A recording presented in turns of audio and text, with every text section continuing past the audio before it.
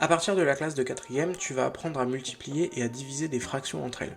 Alors bien que ce soit un peu plus facile que les additionner ou les soustraire, ça peut quand même porter à confusion et c'est la raison pour laquelle on fait cette petite vidéo aujourd'hui. Tout d'abord la multiplication, c'est peut-être la plus simple des 4 opérations élémentaires à faire sur les fractions, et on va voir ça à base d'exemples, tu vas voir c'est très facile. Si je veux faire 6 cinquièmes fois 4 septièmes, eh bien regarde, je mets des couleurs sur mes numérateurs, je mets les deux en vert, et je mets mes deux dénominateurs en rose. Eh bien, pour avoir le numérateur du résultat, je fais 6 fois 4, donc 24. Pour avoir le dénominateur du résultat, je fais 5 fois 7, donc 35. Et voilà, c'est fini, c'est aussi simple que ça. Deuxième exemple, si je veux faire 2 onzièmes fois 13 cinquièmes, eh bien, toujours pareil, je vais remettre mes petites couleurs. 13 fois 2, ça va nous faire 26. 11 fois 5, ça va nous faire 55. Donc mon résultat, c'est 26 55e. Et voilà, c'est aussi simple que ça. Avant de passer à la division, on va devoir voir une nouvelle petite notion qui est la notion d'inverse. L'inverse d'un nombre et en particulier l'inverse d'une fraction. L'inverse d'une fraction, on l'obtient en inversant le numérateur et le dénominateur.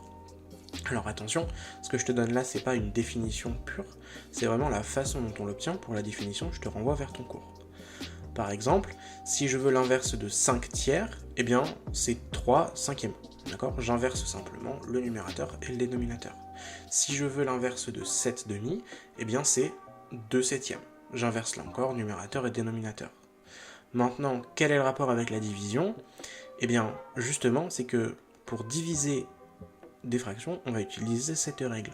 Diviser par un nombre, ça équivaut à multiplier par son inverse. Et donc, a fortiori, diviser par des fractions, ça revient à multiplier par leur inverse. Et en fait, on va devoir se passer d'une division et la ramener à une multiplication. Voilà, ça va être ça la technique qu'on va utiliser.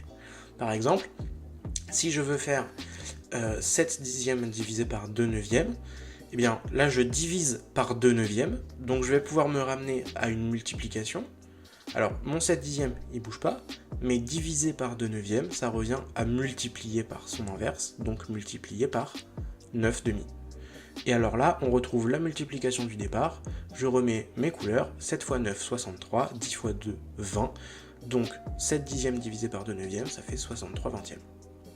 Deuxième petit exemple, 4 quinzièmes divisé par 5 sixièmes, et bien là encore, je peux exprimer cette division sous une autre forme, à savoir une multiplication, et donc mon 4 quinzièmes ne bougera pas. Par contre, si je divise par 5 sixièmes, ça revient à multiplier par 6 cinquièmes, tu l'auras deviné, et donc en mettant mes couleurs une fois de plus, j'obtiens comme numérateur 4 fois 6, donc 24, et comme dénominateur 15 fois 5, donc 75. Et voilà, c'est déjà la fin de cette vidéo. Alors, pour les multiplications et les divisions, je ne peux pas te laisser d'exercice à faire par toi-même, tout simplement parce que si je te donne l'énoncé et le résultat, eh ben, t'as plus grand chose à faire. Donc là-dessus, je te laisse à ton travail, et je te souhaite bon courage.